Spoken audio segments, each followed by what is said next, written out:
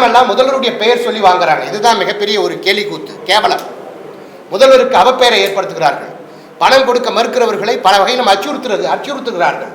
இதெல்லாம் அரசு கவனத்தில் எடுத்துக்கிட்டோம். பத்திரிகை மற்றும் ஊடகத்துறை நண்பர்கள் முதல்வருடைய கவனத்துக்கு நீங்கள் ஏதாவது ஒரு சூழ்நிலையில் ஏதாவது ஒரு வழியில் கொண்டு போயிட்டு இந்த மக்களுக்கான ஒரு பிரச்சனைகள்லேருந்து நிம்மதியை கொடுப்பீங்க, விடுதலையை கொடுப்பீங்கன்ற நம்பிக்கையில் தான் இந்த செய்திகளை சொல்கிறோம். அரசை குறை சொல்லணுன்றதுலாம் என்னுடைய நோக்கம் இல்லை. இப்படியெல்லாம் முதல்வருக்கு தெரியாமலேயே துறைகளில் அமைச்சர் பெருமக்கள் அதிகாரிகள் வந்து செஞ்சுக்கிட்டு இருக்கிறாங்க. கலைமகள் சபான்னு சொல்லி ஒரு நிலம் இருந்தது. அது பல கோடி ரூபாய் மதிப்புள்ள நிலம். அந்த நிலம் சம்பந்தமாக பல பேர் முதலீட்டாளர்கள், நீங்கள்லாம் கூட இருப்பீங்க, கலைமகள் சபாவில் முதலீடு பண்ணியிருப்பீங்க. அந்த கலைமகள் சபா ரிசால்வ் ஆனது பிறகு அந்த நிலங்களை கையகப்படுத்தி அதை விற்கக்கூடிய பொறுப்பு பதிவுத்துறை தலைவருக்கு கொடுக்கப்பட்டிருந்தது.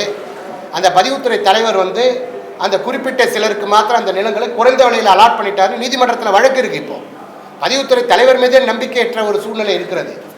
இந்த பிரச்சனைகளை எல்லாம் இப்படி சப்ரிஸ்டார் பணம் கேட்குறாரு, டிஆர் பணம் கேட்குறாரு அப்படின்னு சொல்லி சொன்னால் பதிவுத்துறை தலைவர் நடவடிக்கை எடுக்கிறதே இல்லை, செயல்படுறதே இல்லை. அவருடைய செயலாற்றமையினால் இன்றைக்கு தமிழகம் முழுவதும் சார் பதிவாளர்களும் சரி, மாவட்ட பதிவாளர்களும் சரி, மந்திரிக்கு ஓப்பனாக 2 லட்சம் கொடுக்குறீங்க, எங்களுக்கு 2 லட்சம் கொடுங்கன்னு வெளிப்படையாக கேட்குறாங்க, ஓப்பனாக கேட்குறாங்க. லஞ்சத்தை பல காணொலிகள் இருக்குது, பல வாய்ஸ் நோட் இருக்குது என்கிட்ட. முதல்வரோ துறையினுடைய அமைச்சரோ கேட்டால் அதெல்லாம் ரிலீஸ் பண்ணலாம். பத்திரிகை மற்றும் ஊடகத்துறை நண்பர்களை கூப்பிட்டு ஒரே மேடையில் சம்மந்தப்பட்ட மந்திரிகளோட சம்மந்தப்பட்ட அதிகாரிகளோட நின்று நம்ம வந்து ரிலீஸ் பண்ணலாம். இந்த அளவுக்கு பகிரங்க குற்றச்சாட்டு பதிவுத்துறையில் பகிரங்கமான முறையில் லஞ்சம் லாவண்யம், லஞ்சத்தினுடைய ஊற்றுக்கண்ணாக, நீர் அருவியாக, வாட்டர் ஃபால்ஸ்ன்ற மாதிரி லஞ்சத்தினுடைய அருவியாக ஊடிக்கொண்டிருக்கிறது பதிவுத்துறை. ஸோ இது கேட்பாரற்று கிடக்கிறது. ஏன்னா 2 ஆண்டுகளுக்கு முன்னாடி வரைக்கும் பதிவுத்துறை வந்து ரியல் எஸ்டேட் துறையினுடைய வளர்ச்சிக்கும் எழுச்சிக்குமான ஆகச்சிறந்த திட்டங்களை கொண்டு வந்தது. நாமே பாராட்டினோம், வரவேற்றோம். இப்படி மக்களுக்கு பொருந்தாத சட்டத்திட்டங்களை, எதிரான சட்டத்திட்டங்களை கொண்டு வரும்பொழுது நாம் சுட்டி காட்டினால் அவர்களுக்கு கசக்கிறது. அவங்க செய்கிறதுக்கெல்லாம் நம்ம சப்போர்ட் பண்ணுன்றாங்க. அதுக்கு நம்ம ஆள் இல்லை. நம்மளை பொறுத்த வரைக்கும் நல்ல திட்டங்களை கொண்டு வந்தால் வரவேற்போம், பாராட்டுவோம்.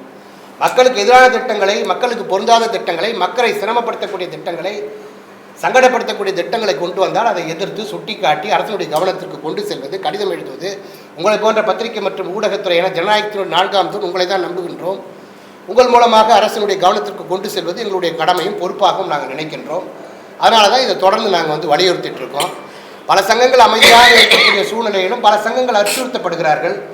இது குறித்து எதிர்த்து நீதிமன்றத்தில் வழக்கு தொடுக்கப்பட்டு அவங்க கூப்பிட்டு மிரட்டப்பட்டு அந்த வழக்கை வாபஸ் வாங்கக்கூடிய நிலைக்கெல்லாம் தள்ளப்படுறாங்க.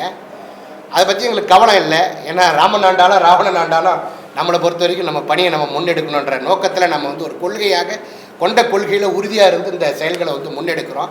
அதனால் பத்திரிகை மற்றும் ஊடகத்துறை நண்பர்கள் சப்போர்ட் பண்ணுங்கள். இந்த தகவல்களை யாருக்கிட்ட கொண்டு போய் சேர்த்தா இந்த மக்களுக்கு பிரச்சனை